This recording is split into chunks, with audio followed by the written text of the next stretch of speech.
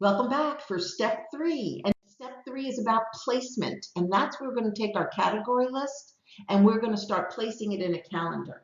My recommendation is that you use a week at a glance calendar.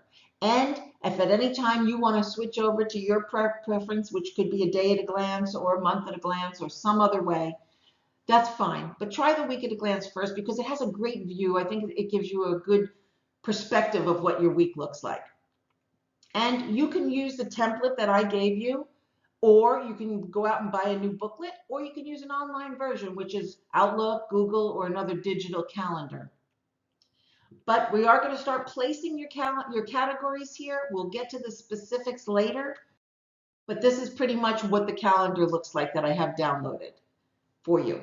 And you're going to take your category and you're going to add it, right, sit with the two together, and you're going to start attaching them to your calendar. So this is a version that people like, and they use pencils, markers, or pens, colored pencils, markers, or pens, and they just outline the time frame that they're going to be doing something, and then they add their category to it. So during your me time, that would be in purple, and it would be the time frame that you were allowing for yourself, and you just put in the category.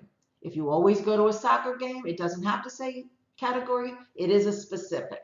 When it's a category, you just go ahead. Date night, you might not know what you're going to do for date night, but you know that you're reserving that time for date night. So you just highlight that, put in the category, and I'll show you in a little bit how you can put the specific in or when to. And the same thing with your business. If you want a day for marketing and a day for management and a day to call clients, that's great. And if you want to put the specific in, we'll be getting to that. So then I had mentioned that one of my clients, or a few of my clients, had contributed to changing the time freedom formula a little bit. And this particular client did not want to mess up her newly purchased week at a glance calendar. So what she did is she used sticky notes. And I thought it was a great idea. She didn't want to she didn't trust herself to not break her appointments with herself. So now she could just move them around. And eventually she ended up going into colored pencils and pens. But in the beginning, she only used the sticky notes and she felt more comfortable setting up her schedule this way. So that's one way that you can use.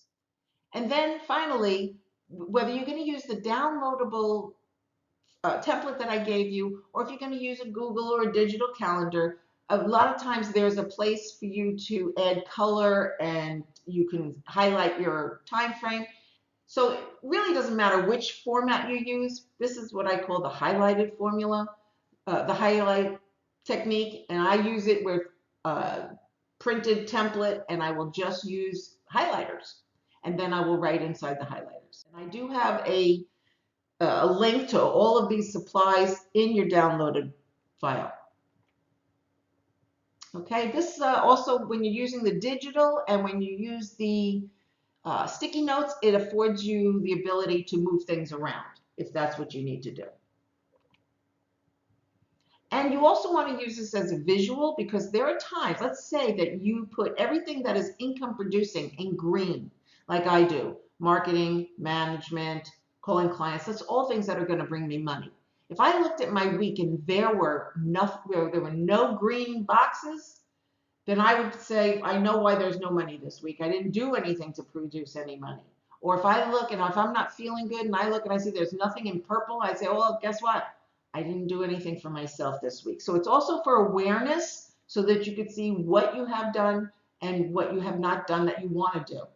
But the idea is not to fill every nook and cranny unless it's with good stuff. It doesn't always have to be, your me time does not always have to be about doing. You could schedule me time for nothingness. I one time made a calendar that was so full, I was exhausted at the end of creating it and never did anything on it. This is supposed to provide freedom. And we're going to call this the making a date with yourself. So if you want a day to do nothing, or if you want a day to do something significant, you make a date and put it on your calendar. And as I said, you get to see what's missing. Okay, we're going to get ready for step 4. Just click on that link and I'll see you over there.